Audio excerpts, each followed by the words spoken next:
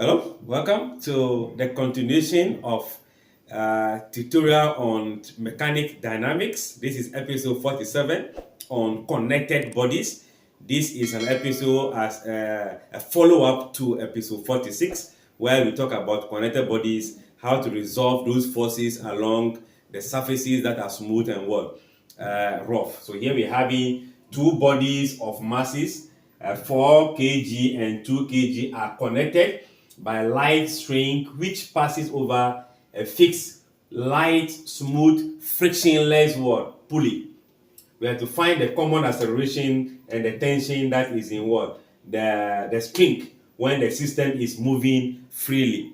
So let's make a sketch as a requirement of the steps involved.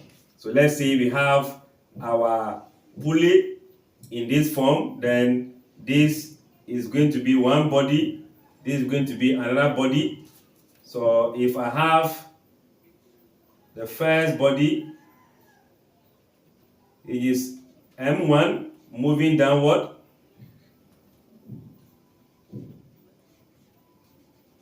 M2 also moving downward. Remember, as we are having this, they are not going to be the same direction because the M1 is of a mass of 4 kg. Then the M2 is a mass of 2 kg. So naturally, if they are to move freely, this will be moving down and this will be moving up. So you can see the tension here will be moving up, then the tension here will be moving down. This is downward. Then M1G will be here, M2G will be here. Your acceleration will be moving upward, and here the acceleration will be moving downward. So these are going to be the representation of forces that can be labeled on the diagram, because this is bigger in terms of value. So you see they are let to move freely. So this is moving down. If we can put a little bit, so this is a pulley, right? Okay, so let's pick it one by one. So for the M1, which is there, we can say that M1 is 4 kg, then M2 is 2 kg. If you are picking that one, since the force, the acceleration is going down this way, it is this minus this. That will give us the force. So I'll be having M1G minus the tension equals to M1 times acceleration. So what can we do? We can only do substitution of values, which is going to be, I have 4 times 10 minus T equals to 4 times A. That gives you 40 minus T, 4A as the first equation. So resolving the forces in the first mass will give us the first equation.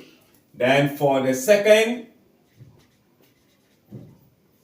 since the body will travel up, you begin with the tension before you come to the weight of the body. So that means that tension minus the weight of the body, M2G, equals to the force that is being applied.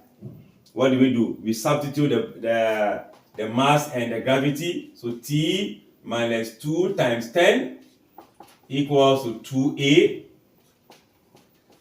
20 equals to 2A as equation 2. What do I see? TA. But T here is negative and positive. So if I add, I will easily eliminate the tension. So we can have equation 1 plus equation 2. If you add, the T is gone. I'll be having this plus this become 20 equals to 4A plus 2A give you 6A. So what do? I have my A equals to 20 minus divided by C, which is going to be 2 here 3, 2 here 10. 10 over 3.